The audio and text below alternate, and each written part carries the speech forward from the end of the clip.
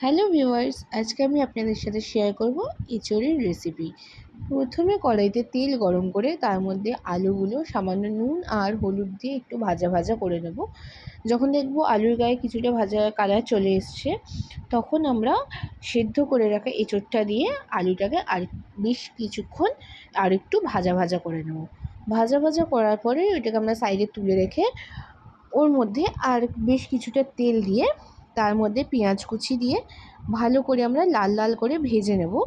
তারপরে লাল লাল করে ভাজা হয়ে গেলে যখন দেখব পেঁয়াজের কালারটা চেঞ্জ হয়ে গেছে, একদম লাল লাল মতো হয়ে এসছে, পিঙ্কিশ হয়ে এসছে, তখন আমরা ওর মধ্যে দেবো কাঁচা লঙ্কা কুচি। কাঁচা লঙ্কা কুচিটা দেওয়ার পরে যখন দেখবো আর একটু বেশ কিছুক্ষণ ভেজে নেওয়ার পর একটা সুন্দর স্মেল আসবে কাঁচা লঙ্কার, তখন আমরা ওর মধ্যে আদা রসুনের বাটা দেব।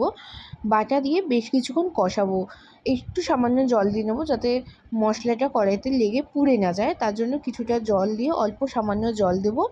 দেওয়ার পরে তার মধ্যে হলুদ, জিরে গুঁড়ো, লঙ্কা গুঁড়ো আর মোটামুটি সামান্য নুন দেব, কারণ আমরা এঁচোড়টা সেদ্ধ করার সময় ওর মধ্যে নুন দিয়েছিলাম আর আলুটা ভাজার সময় ওর মধ্যে নুন দিয়েছিলাম।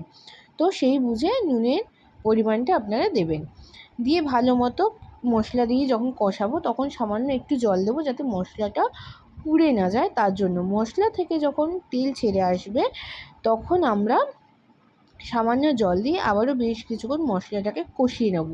কষানোর পরে তারপরে আমরা আলুটা আর এঁচোড়টা মশলাটার সাথে ভালো করে আবার মিশিয়ে নেব, ভালো করে কষিয়ে নেব মশলাটার সাথে আলুটা আর এঁচোড়টা। যেভাবে চিকেন কষানো হয় সেইভাবেই একদম নিরামিষ চিকেন কষা যেটাকে বলে এঁচোড়, সেটাকে ভালো মতো কষিয়ে নিয়ে ওর মধ্যে বেশ পরিমাণ মতো জল দিয়ে আমরা সেটাকে আবারও কিছুক্ষণ নাড়াচাড়া করে আলুটা আর এঁচোড়টা একটু সেদ্ধ হওয়ার জন্য রেখে দেব।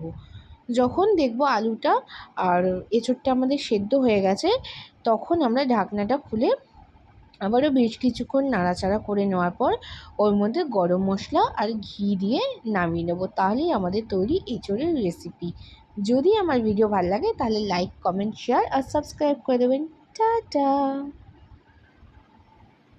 আর খেতে কিন্তু দুর্দান্ত হয়েছিল।